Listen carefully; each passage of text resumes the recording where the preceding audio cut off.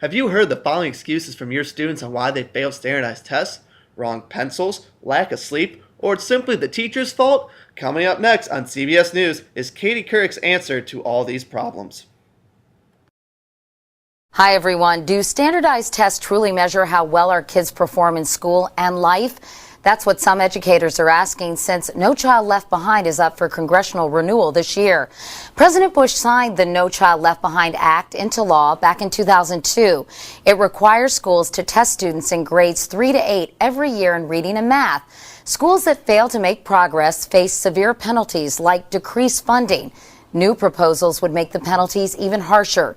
Schools should be held to high standards, but some argue high-stakes testing has forced teachers to teach to the test, giving schools an excuse to cut civics and art classes because they're not a part of federal tests.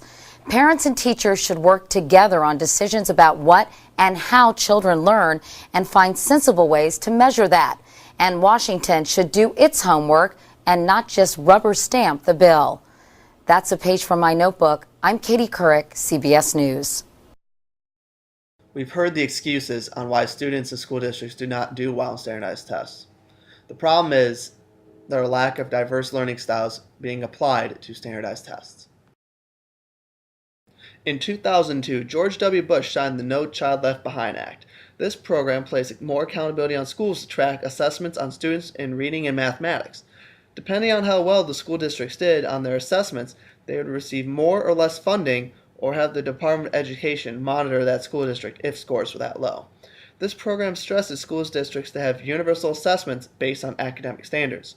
The most effective way this program saw assessments was with standardized tests such as I-STEP or SATs. The problem with these tests are they only test test-taking abilities and not for various learning styles.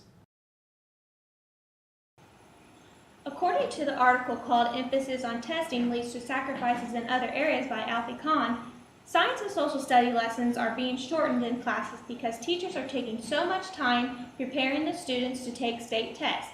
In some schools, art and music are being taken out of the schools completely. These subjects that are either being shortened or taken out is an injustice to those students who may excel at these other subjects. According to our textbook called Voices of Diversity, Howard Gardner came up with a theory known as the Howard Gardner's 8 multiple intelligences to learning, which means students learn in a variety of different ways. The 8 multiple intelligences are logical, mathematical, visual, spatial, bodily, kinesthetic, musical, naturalist, interpersonal, intrapersonal, and verbal.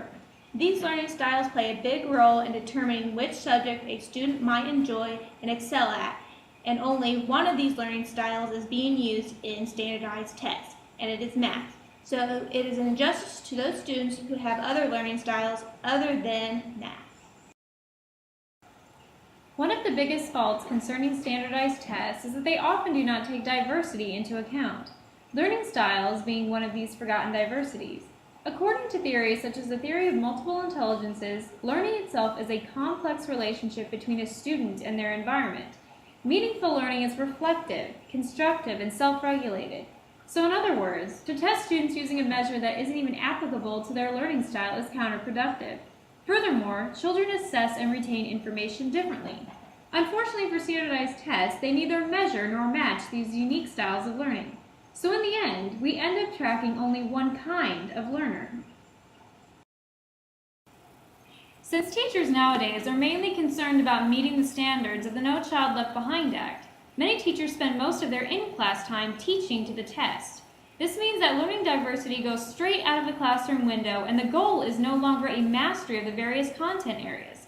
Instead, it is all about passing the test. Unfortunately for many children who are not up to speed, they are whizzed right on through the curriculum, being left behind. Thanks to the No Child Left Behind Act, 77% of American schools have cut back on any programs that do not pertain to improving test scores. Now the real question is, what can we do as future educators to make sure we are accommodating students with diverse learning styles? Some culturally responsive teaching strategies we can use in our classroom are differentiation. Differentiation is using various learning styles to teach new content. It doesn't matter what level the learners are. All that matters is they're using styles best suited for them. Statistics show through Stiggins' research show that an 80% increase in assessment achievement comes from using differentiation in the classroom. Now, we don't have to teach the test, but teach test strategies. These strategies can be used at the student's disposal to make sure they understand content fully and succeed when assessments are in place. Also, if teachers use accommodation, where they provide additional aids to assist students, for example, written and oral instructions, they are more likely to achieve the task at hand. Also, modifications are simply changing the task or the assessment to allow students with various levels to have full understanding. Finally, using performance-based assessments where the students are doing activities, projects, and many other activities to show their understanding of content is another way that we can fully assess our students to make sure they understand everything.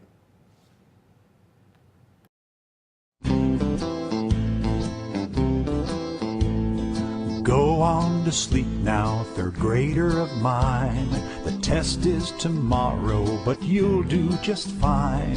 It's reading and math, forget all the rest. You don't need to know what is not on the test.